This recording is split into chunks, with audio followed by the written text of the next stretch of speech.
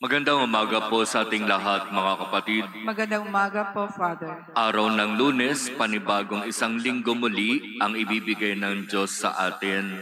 Panibagong pagsisikap na makasunod at makapaglingkod sa Kanya ng buong katapatan.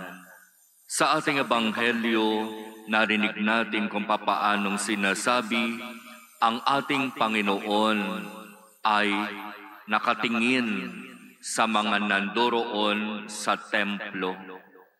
At tinitignan niya ang bawat isa na nandoroon, lalo na sa bahagi ng paghuhulog ng kanilang kaloob para sa templo.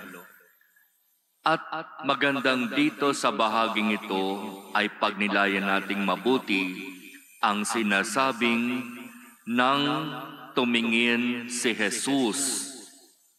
Nakita niya ang mayayaman na naguhulog ng kanilang kaloob sa lalagyan sa templo. At nakita rin niya ang babaeng balo na dukhang-dukha na naghulog din ng kanyang kaloob para sa templo.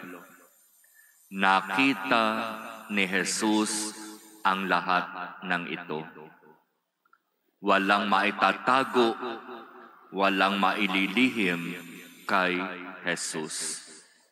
Bagamat sinasabi, ang paghuhulog sa lalagyan sa templo ay sikreto. Hanggat maaari yung ilalagay mo, hindi mo na kailangan ipakita pa sa mga tao bago mo ihulog.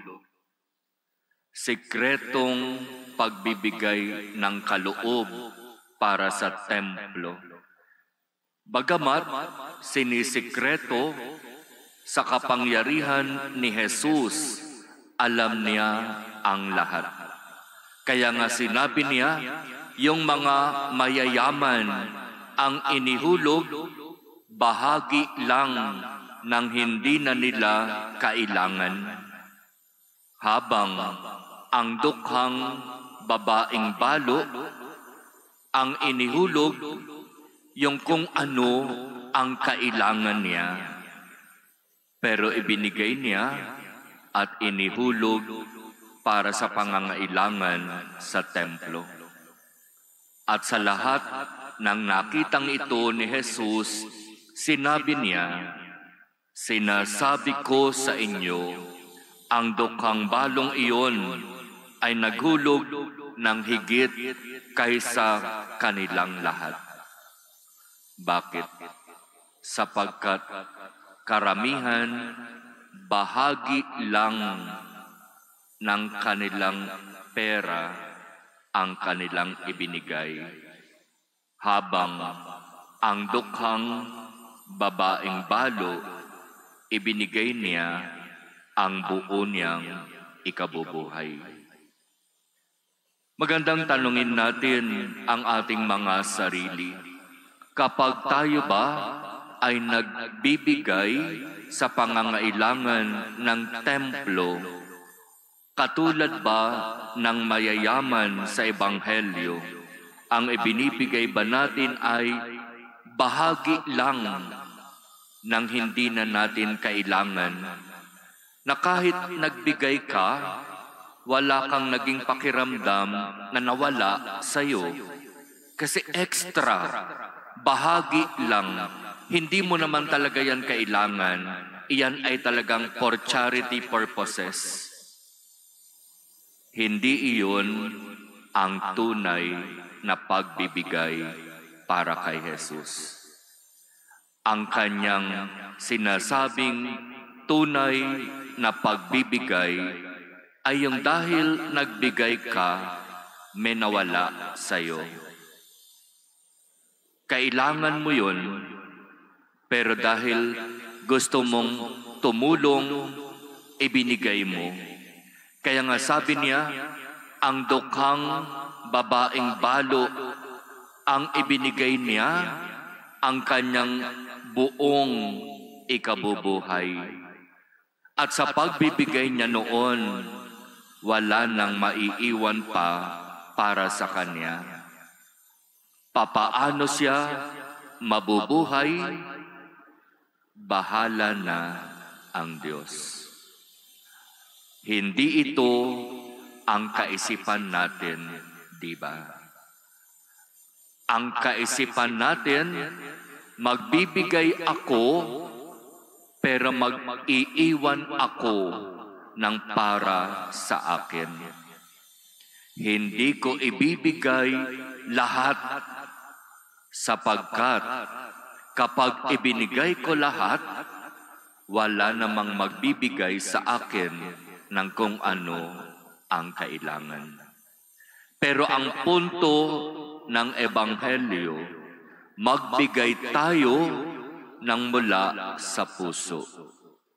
Kung ano yung maluwag sa puso, kung ano yung parabang gustong ibahagi sa higit na pangangailangan ng mga humihingi ng tulong, iyon ang ating ibahagi.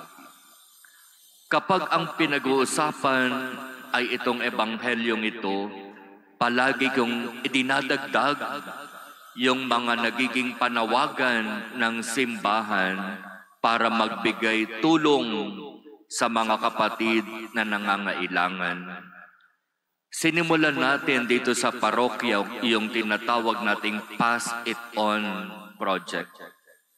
Yung mga kagamitan, yung mga bagay sa iyong tahanan na hindi mo na masyadong nagagamit pero buo pa at mapapakinabangan pa, maaari mong dalhin sa Pass It On. Pero kung bakit naman may mga kapatid tayo ang dinadala sa Pass It On, literally, basura. Sirang sapatos, sirang damit, mga damit na nakalagay sa garbage bag na kapag iisa-isahin, hindi naman talaga mapapakinabangan. Ang Pass It On ay hindi basurahan. Ang Pass It On ay proyekto kung saan ang dadalhin natin ay mga bagay na maayos na magagamit at mapapakinabangan ng ating mga kapatid. Matuto tayo sa halimbawa ng dukhang babaeng balo.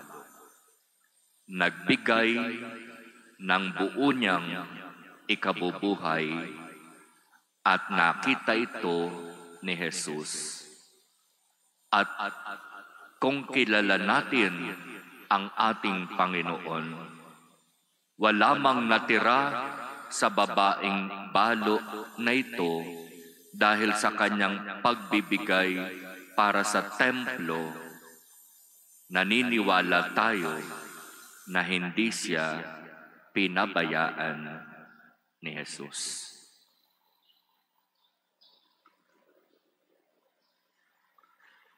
Amen.